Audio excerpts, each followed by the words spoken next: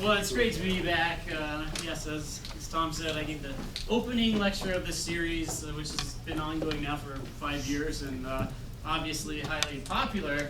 Mars is in the news and will be shortly, so we decided maybe it's time for a Mars lecture. And I'm going to be talking about this mission that's about to launch in a few weeks from Cape Canaveral and be on its way to Mars. And the rover there, not to scale, is shown in a crater that's about 100 miles across, and it's going to land somewhere right about there, and then traverse up this mound of material. And I'll tell you why that's exciting as I go.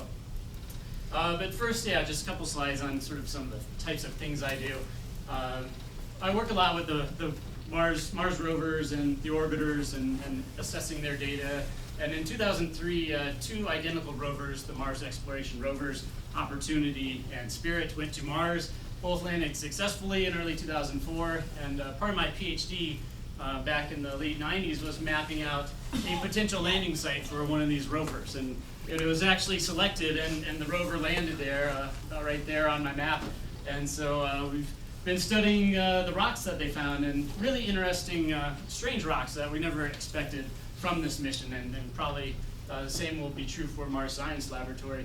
These rocks are originally volcanic rocks, but they're just loaded with sulfur, just lots and lots of sulfur in the rocks. So it seems like there is acidic groundwaters that percolated through these rocks for some unknown amount of time and deposited all this sulfur. So one of the ways that we can try to understand the processes that happen on early Mars is by doing modeling studies and laboratory studies where we actually put these rocks into sulfuric acid solutions. One of my PhD students, Emma Marcucci, is working on this, and how we go from these fresh rocks to the heavily altered products that we find in the outcrops on Mars.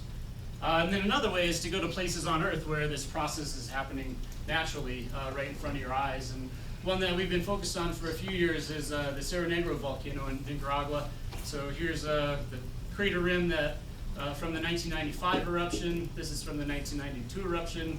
And here we are hiking down to these fumaroles, these steam vents that are percolating up there and shooting out. And this steam is not friendly stuff. This is about a pH of -1 in places. And pH 7 is neutral, and it's a logarithmic scale, and to even find pH of -1 on Earth is very hard to do, but in certain places it does exist. And we're studying how we go from these fresh volcanic rocks to these heavily altered products, and then applying those results to what we have found on Mars, and what that process might look like there in terms of what sort of temperatures, what sort of pHs, what sort of oxidation state you would need.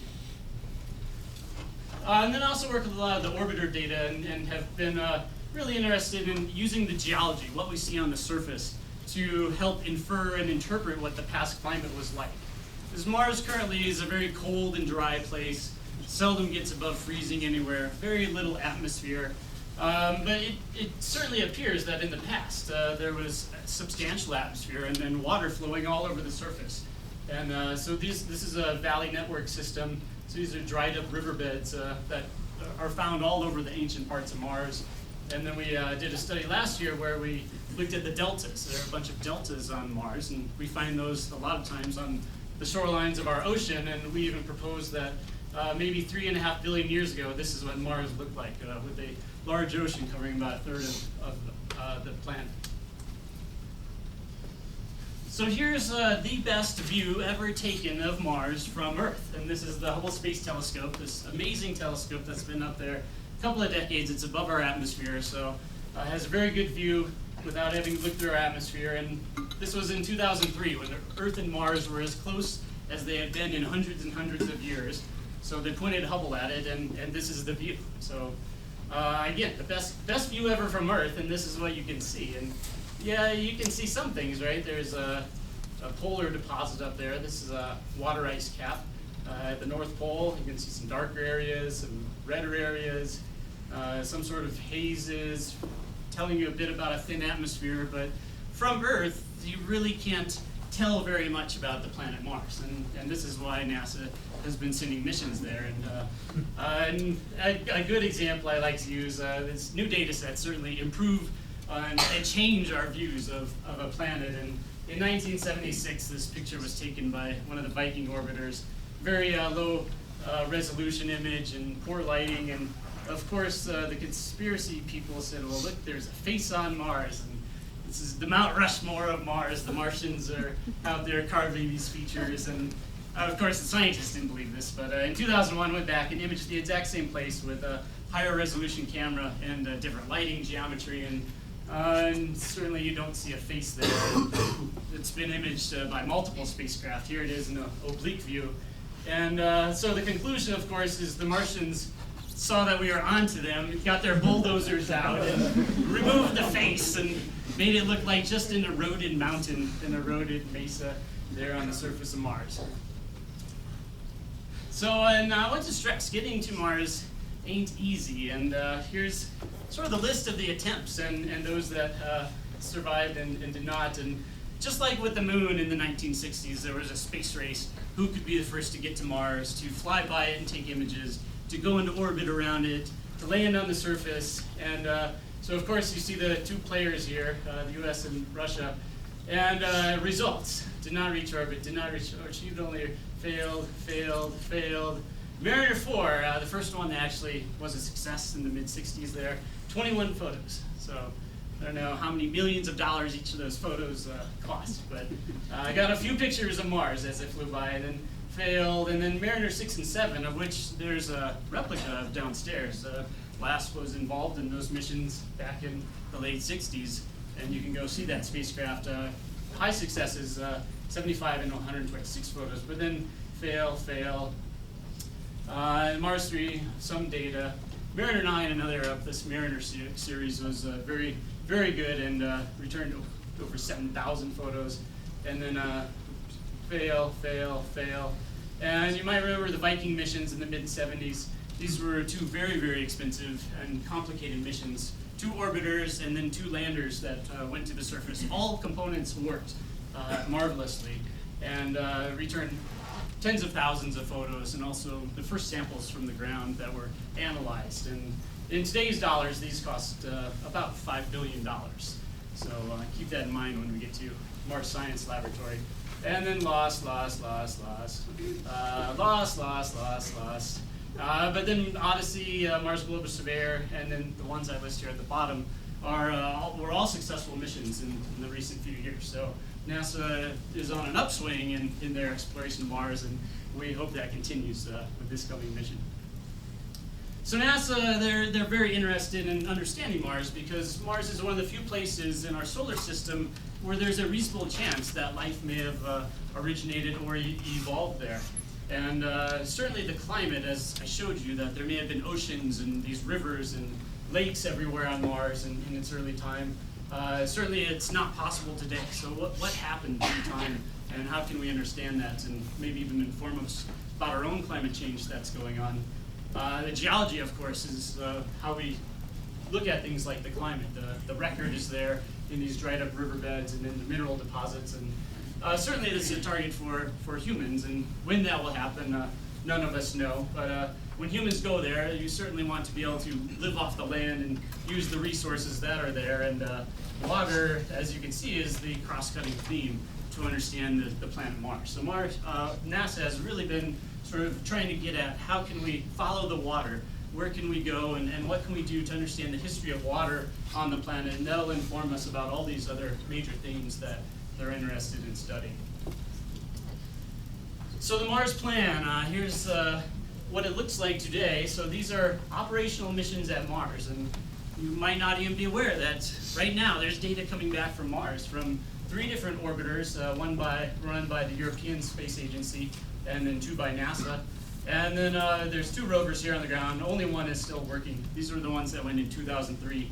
They were supposed to last 90 days, and now it's 2011, and one's still working. So highly successful rovers.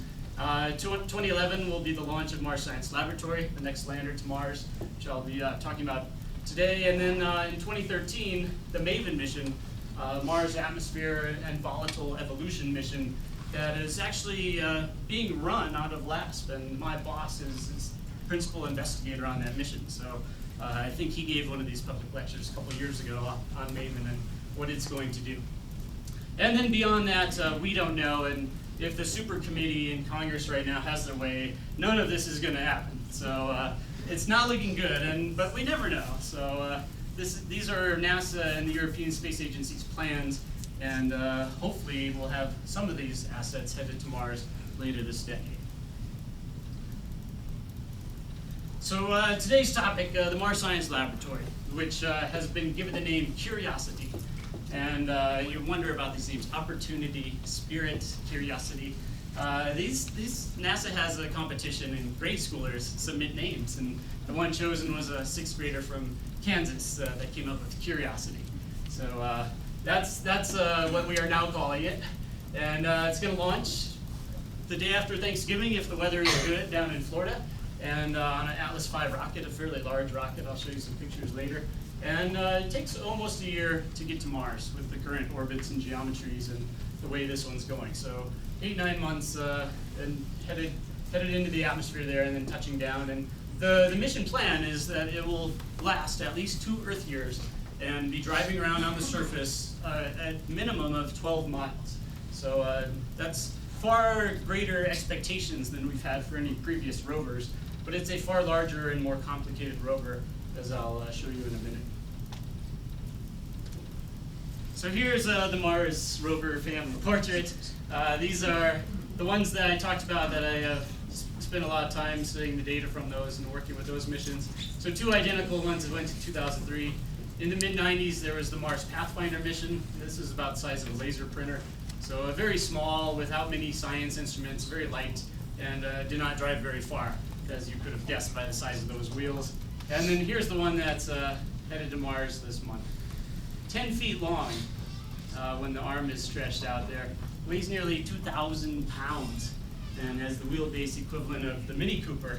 And as you can see, there's solar panels covering the tops of these. That's how they got their power. No solar panels on this one. Right in the back there, there's a little tiny pellet of plutonium-238 that will slowly decay. And as it decays, it will give off heat that can be converted into electricity. And the heat can also help keep the rover warm at night. So no more solar panels on this one. Have tiny little plutonium pellet, and that will result in order of magnitude more power than these guys had. So if you have more power, you can drive farther, you can include more instruments on board, and do a lot more science. So this is by far the most capable one that's ever headed to Mars. So the goals of this mission, down to a 3-point list, characterize a place that was a habitable environment.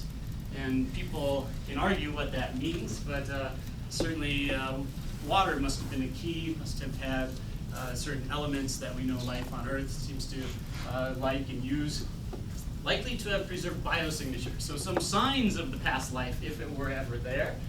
And then can be related to sort of the bigger picture, to broaden our understanding of Mars, even though we're only exploring one small little spot on the planet. And then you can break those down, and this is my most wordy slide, I'm sorry, but this is NASA's real science objective. So determine the nature and inventory of organic carbon. And certainly on Earth we know organic carbon is key to life as we know it, and we want to find places on Mars that may preserve organic carbon and assess the likelihood of organic carbon ever being there. Inventory the chemical building blocks of life. So certain elements, again, all life seems to utilize through some of their biochemical cycles, things like that. So hydrogen, oxygen, carbon, nitrogen, phosphorus, and perhaps sulfur. Identify features that may represent the effects of metabolism or biosignatures. So life can certainly play around with these elements, and a lot of elements have various isotopes, and life will often choose one isotope, so carbon-12 versus carbon-14 or something like that, and we'll ultimately use that as it's metabolizing and doing what it does while it lives. So perhaps finding signs of or biosignatures of processes that life may have utilized on Mars. Look at the chemical, isotopic, and mineral composition of the surface.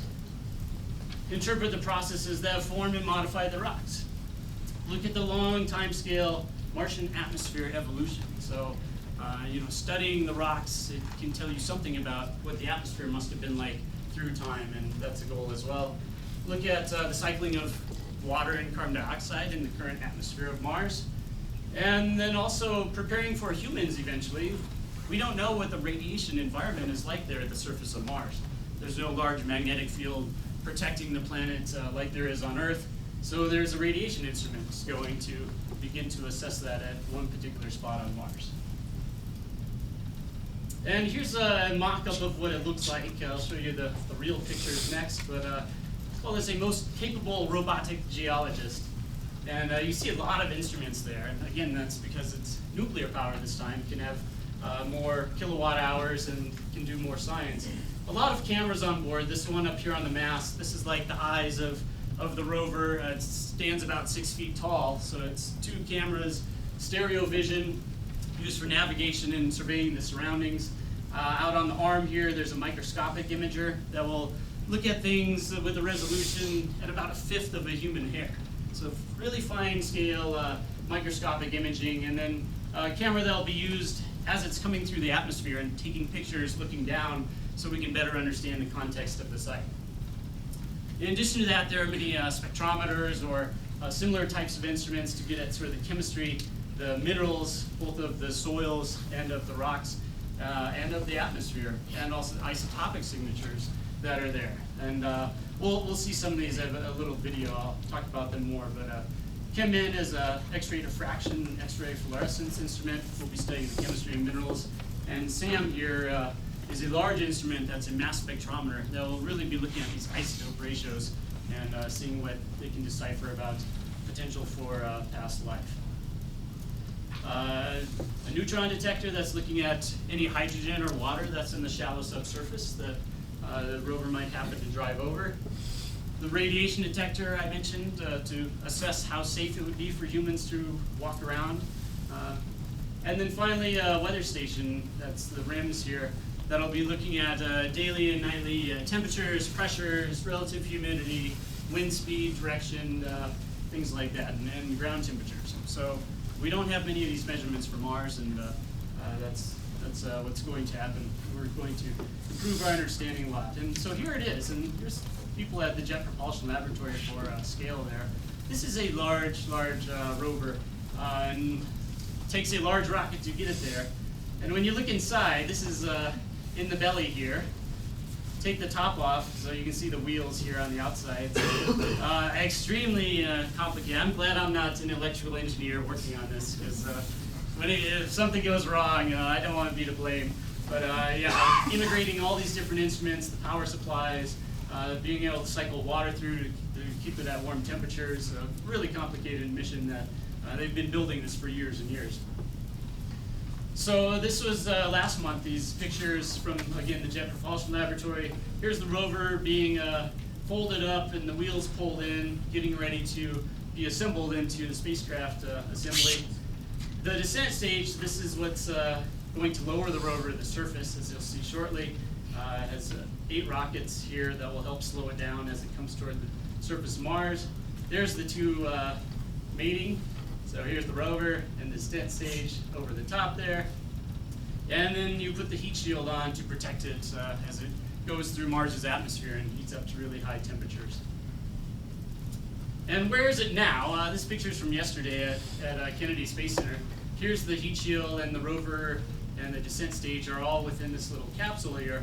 It'll be launching on an Atlas V rocket. This is a large rocket, has had over 20 successful launches and no real failures. These are the sides of the top of the rocket here, the fairings of the rocket. And from this diagram, that's these pieces. And the payload, the science laboratory, will end up here. So they're lifting this up on the crane, pushing the 2 sides of the rocket together, and then that stage is this upper part. It'll attach to a secondary stage and then the primary stage, which are the lower parts of the rocket here. And this will be launching again from Cape Canaveral in a few weeks. So how would Curiosity land and rove on Mars? NASA's made a video to show you how. I'll narrate as we go here a bit. So it'll come in at 35,000 miles an hour. In 6 minutes, it needs to slow down to 0 safely. And the engineers call that 6 minutes of terror. So it comes in with the heat shield, and as it comes through, moving at these speeds, that'll heat up to over 2,000 degrees Fahrenheit. So you need this shielding for the rover. Eventually, supersonic parachutes will come out, slow it down, continue to slow down. Oh, there it is. Okay, it's back. So then it goes on to that descent stage that I showed you the picture of, where it has its own rockets on board, retro rockets, slowing it down. So it's about a kilometer above the surface when that stage happens. Slowing it down. Now it's sounding where the ground is using radar to understand how far above. About 100 meters above the ground, it'll lower down on a tether. This is called the sky crane system.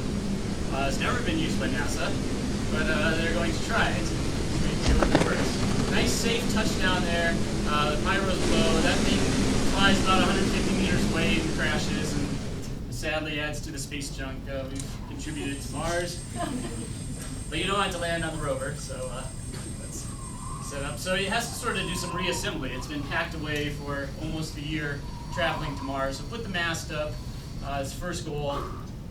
Again, high-resolution cameras up here that'll survey the scene wherever it happens to land. Yeah, and in terms of the landing, it's called precision landing. And if us scientists say we want to land in this particular spot, the engineers can, with 99% confidence, guarantee us they'll be within 6 miles of that.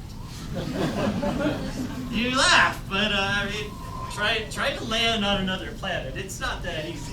And, we think this is pretty good. And the previous rovers had about a 60-mile error ellipse around them, and this only has a 6 mile. So we've definitely improved.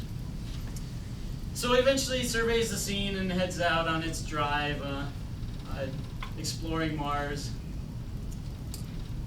slowly driving. The max speeds here are not so great. This is at most 300 feet an hour. So football field an hour, that's as fast. Oh, this is one of the coolest instruments. Okay, that's the ChemCam. So we'll actually fire lasers at the surface of Mars, zap little holes in rocks, vaporize the rock, and then from that vapor, read this signal and be able to pull out what the chemical makeup of that rock is. So even without going up to that rock and sampling it, just by zapping it with lasers, you can get a quick, what's the chemistry of this rock? Is that interesting enough to go up to and do further study? And of course, any Martians and the unfriendly Martians we run into, the laser would come in handy for them as well. The laser, incidentally, was built by Los Alamos. You could imagine. The rover can drive over rocks that are about 30 inches high. So it's, it's should not get stuck, but sometimes, Mars is a dusty place. It's possible. Find something interesting you want to look at, then you send out the arm and put it up against the rock, where there's a number of instruments here that rotate around. And one component of the original design that this video is using was a drill. So it was actually going to have a drill that would drill in about 5 centimeters and pull out a core of rock. And as the mission was developed and realized costs were getting very high and the drill was not working as it was supposed to be working, eventually NASA scrapped the drill. So there is no drill anymore, but it's still going to, it has a sort of a drill bit that will chip off chunks of the rock and still recover some pieces of the rock for analysis. But it won't have a nice, pretty drill core like we saw there. So there's the sample being pulled back to the rover, carried across, moved around. I mean, you think, when we do some of these analyses in the lab, all you need is a mortar and a pestle. You put your rock in, you grind it up, you're done. But to program a robot to do that on another planet is obviously much more challenging. So feeding in the sample here, and hours are going by, of course. So to actually analyze one sample fully, we'll take several days, several Martian days. Because, right, you have to powder the rock, you have to, first you have to gather the rocks, powder the rocks, image them, study them, so you understand what you actually have in your sample there. and then you want to homogenize it and again powder it down. So do sort of a shake and bake here and get it all uniformly mixed. All right, drop it out. We're almost ready to do something with that sample. It's only been a day and a half on Mars. So up on top of the rover, on the back, there are several inlets here that have dust covers, because it's constantly raining down dust on Mars, and so you don't want a bunch of dust getting into your science instruments and giving you false readings. This ChemIn instrument, this is an X-ray diffraction and X-ray fluorescence instrument. That we have one over in Geology. It's the size of about 3 of these tables, and this one's miniaturized for space travel. Very common instrument. We've never sent one to another planet. You fire up a 40,000 watt X-ray beam, fire it at this powder sample that maintains all the crystals within that particular mineral or set of minerals. And as you fire the X-ray beam through that and jumble around the crystals, you'll begin to get diffraction patterns. So as the beam goes through, it'll be split off, and where these lines actually line up is actually fingerprinting what particular minerals, what particular crystals are in there. So by firing the X-ray beam through the sample, you can quantitatively figure out what minerals are there within that sample. And this is really important to us geologists. As I showed you earlier, certain minerals will form in different environments and tells you something about how acidic the water was, for example, or what sort of temperatures these things might form at. So it's the first time we've ever had some capability like this, and again, only because this is nuclear power, that there's enough power to actually use an instrument like that. And we've taken the prototype for that very instrument to Nicaragua, and I'm doing some work in Hawaii next month. It's tough life being a scientist. We're going to take it out there as well, out under the active volcanoes, and do some work studying those as well. So we want to understand, here on Earth, how the instrument works and what types of things it can actually do. So it's been well tested here on Earth. All right, so that was the show and tell. Keeping in mind the key goals of characterize a habitable environment, likely to preserve biosignatures, and can be related to the greater picture of Mars. Where would you land a $2.3 billion spacecraft? So here's the previous landings on Mars from NASA. So the 2 rovers that went in 2003, one's there. And then this one, they had to be very careful. They almost missed the planet, but just happened to catch it right there on the edge. Okay, bad joke, sorry. The 2 Viking landers that went in the 70s went to sort of mundane plains out in the north. That tiniest rover, the Mars Pathfinder, ended up there. And then in 2007, there was a mission that went and dug down to ground ice called the Phoenix mission that ended up at high latitudes. So there's a lot of real estate out there we haven't explored, and for the last 6, 7 years, I've been involved in NASA and a large community of scientists trying to figure out where the best place to actually land Mars Science Laboratory on the surface. And of course, first off, it must be safe. You must be able to land somewhere it's very flat and boring. That's what the engineers like. But of course, as geologists, we want to go up in the Flatirons there and see what the story of the rocks are. So they prefer to land in Kansas. We prefer to land in the Rockies. And so it's sort of this constant fight of where you're going to land and where you can address those mission goals. So we have latitude constraints. It must be somewhat near the equator because it's warmer there. Mars is a cold place. Can't be really high up like in these volcanic regions here, because you want as much atmosphere as possible to do this slowing down maneuver, and so you want to land as low as possible. And many other constraints that we have. Can't be many boulders there. You have to be able to drive around, and you want some interesting science. So for years we've been going through this process of various landing sites proposed and their characteristics and what was going to be found there. Started out with maybe 130 different options. And here's another list of sites and the various targets that were there. And I had to narrow it down to 1. So through a semi-democratic process, we got down first to the 4 finalist landing sites. And so these were just 6 months ago. These 4 were all in contention still. 2 of them were actually sites of clear evidence of lakes. So this one up here, there's this beautiful delta, this preserved delta that's sitting there. These really only form in underwater. So this crater once held a lake, and similarly, there's a large channel coming in here. This crater was a large lake at one time, has some interesting deposits there, some lake beds. The one down here, Marth-Vallis, really interesting minerals that we've seen from orbit, and that was thought to be, maybe signs of hydrothermal circulation within the crust in ancient Mars. It would have been the oldest place on Mars we've ever examined. And then finally Gale, which was the winner, and contains a 5-kilometer high sequence of layers in the middle, as you saw in my opening slide there, with a diverse set of minerals, again, that we've detected from orbit.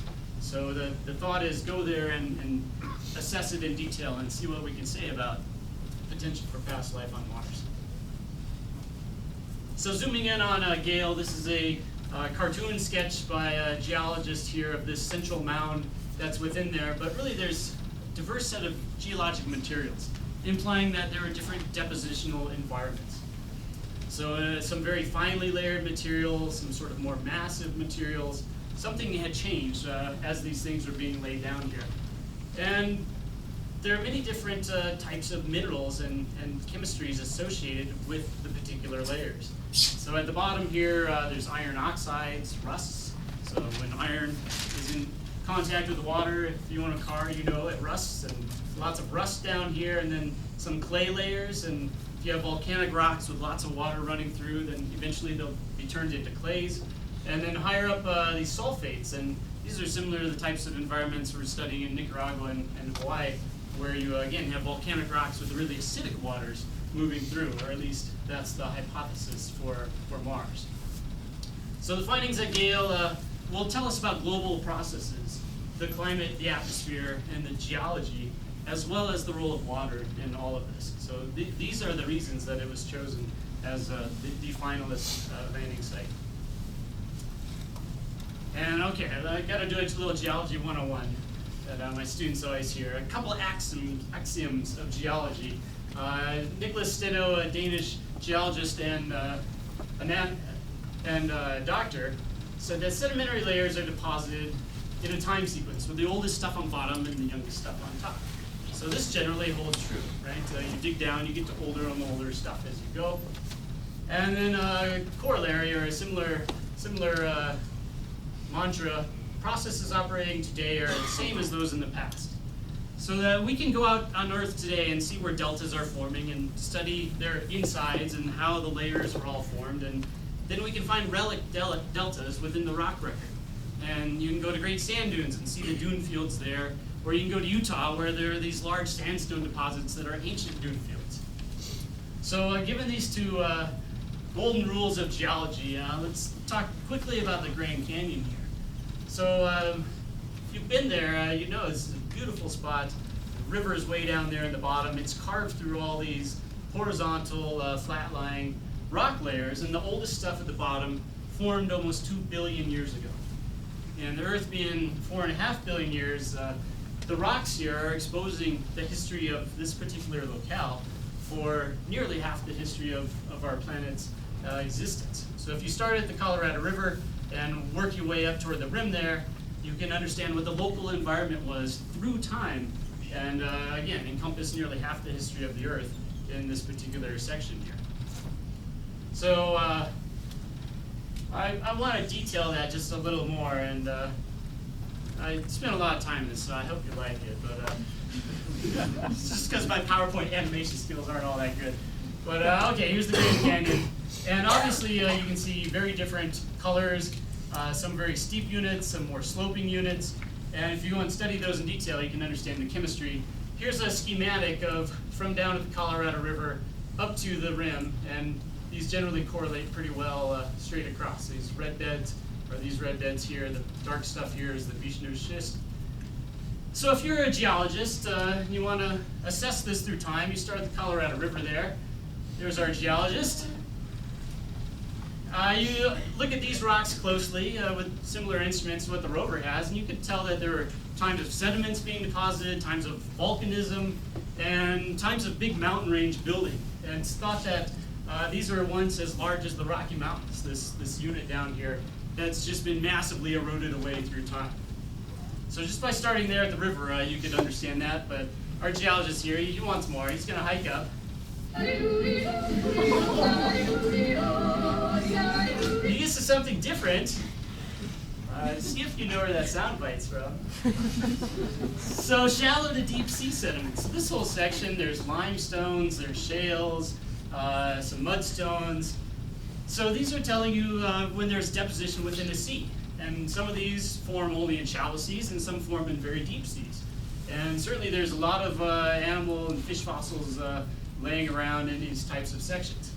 So you can understand what was actually living at the time when there were shallow seas in this particular location. But he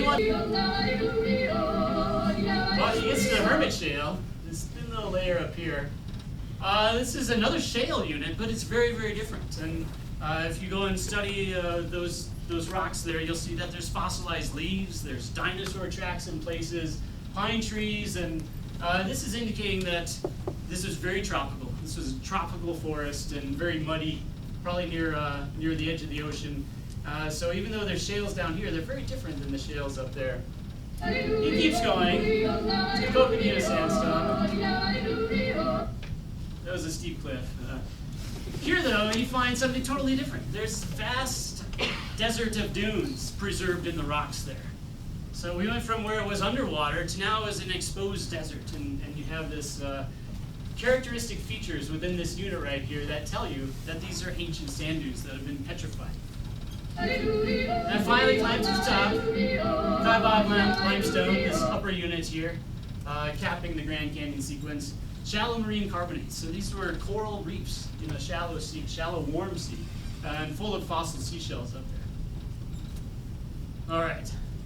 So the comparison, here's the Grand Canyon that you just saw, 2 kilometers high, and here's how high the stack is in Gale Crater. So certainly there's a lot of time exposed and a lot of really diverse types of rocks there. And we just need to go there and use the same sort of general principles that geologists on Earth use to really sort of go and understand what the history of this sequence actually is, how much time it exposes, and what that can tell you about how habitable this particular spot on Mars was. So we've got our rover. He goes buzzes his way up there. So we're hoping he makes it all the way up to the top. It's a long drive though, so we'll see. But traverse up this mound that's within the crater. We'll tell you about the depositional environments, whether it was wind-blown materials, whether it was underwater in the lake or some other type of deposits, the amount, duration, and chemistry of the water, as well as address habitability through time. So starting at the old stuff down here, moving your way up to the younger materials as you climb here. And again, with this much of a stack of materials, there's certainly a lot of time represented in that stratigraphic section. So Gale Crater provides a long history of deposition by numerous processes. We see these very diverse, thinly layered units in some places, more thick, massive units in other places. You can actually see where water has carved channels into the crater and poured out. So the thought is perhaps the lowest units represent an ancient lake bed, and then farther up you might get to some of these desert and sand dune type environments. Certainly a significant history of water, both from these channels that are going in, as well as the different types of materials. These clay units, these are a result of heavily weathered rocks. So if you just have water circulating through rocks over and over and over, you'll eventually end up with the clays. The sulfates above that, these are the same type of process, but with really acidic waters in most cases. So perhaps we had a change in the chemistry of the water from something near neutral to something really acidic. And understanding how that could happen and what that means for the global picture is pretty important. And then the uppermost stuff seems almost volcanic. It seems like volcanic ash has been deposited at the top of this stack. It's fairly dusty, so we don't have a clear view of what those materials actually are. But again, a very diverse stratigraphy, a diverse chemistry and mineralogy moving through this sequence on Mars. So variable chemistry, mineralogy, significant history of water, and I would argue this is a very, very good site to go and send Mars Science Laboratory. So, what are we going to find there? I don't know, but what signs of past life might it encounter? So here's an artist's conception of the crater, and again, this huge mound of materials. Again, this crater is about 100 kilometers across. So Rover will work its way up this sequence, searching for biosignatures, signs of past life. So these deposits are old. They formed billions of years ago. And when we look at what Earth life was like 3 billion years ago when these things were forming, it was entirely microbial, microorganisms living in the ocean. There were no plants, there were no dinosaurs, nothing had colonized the lands at these times. So therefore, we don't really expect to find conch shells, dinosaur bones, because these, again, formed long, long ago, and if we're using Earth as our one example as how life evolves, it took a long time to get really complex life on Earth. So only in the last 10% of our planet's history have things really colonized the continents and this whole dinosaurs and plant life up to the present. All that's happened in the last 10% of our history. These are ancient deposits, so we wouldn't expect that. We are hoping for signs of primitive microorganisms, so microbial life that is preserved there, fossilized and locked within the rocks from either chemical signatures or morphological signatures. And you may say to yourself, $2.3 billion to go find dead bacteria on Mars? Okay, you could have that opinion, but really, we don't know of life anywhere else. And finding any type of life, even if it's microscopic organisms that persisted and lived on another planet, would be just an amazing philosophical and scientific discovery here. And certainly would have people talking, and perhaps we'll have more money to continue the Mars program down the road. But we're excited, and this is the type of life we're looking for. Not Marvin. We probably won't find him, although he'd probably fossilized pretty well with all his metal. But we're looking for the microbes that may have been there living in these water-rich environments maybe 3 billion years ago. So the secrets are there. It's launching the day after Thanksgiving. If the weather's good, down at the Cape there, and then we'll land next August. So stay tuned. You'll be hearing a lot about this mission as it comes to fruition and begins to explore Gale Crater and look for extraterrestrial signs of life there. So thank you very much for your attention, and I'll take some questions.